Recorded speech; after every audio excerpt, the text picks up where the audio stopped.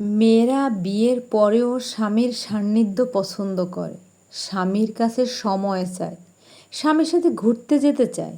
তাদের কাছে স্বামীরা পুরনো হয় না, বাড়িতে স্বামীদের পরিপাটি হয়ে থাকা লাগে না, বউয়ের যেসব নিয়ে মাথা ব্যথাও নেই।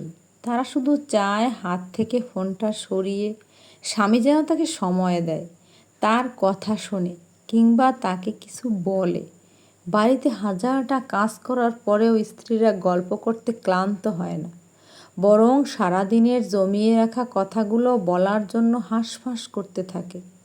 তাদের শুয়ে পড়লেই ঘুম চলে আসে না, বরং ঘুমন্ত স্বামীর দিকে চাতক পাখির মতো তাকিয়ে থাকে।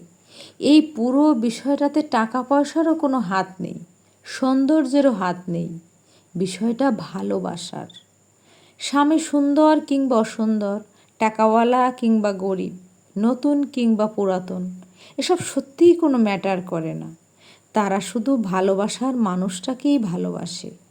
অথচ পুরুষ মানুষের ক্ষেত্রে ব্যাপারটা অন্যরকম।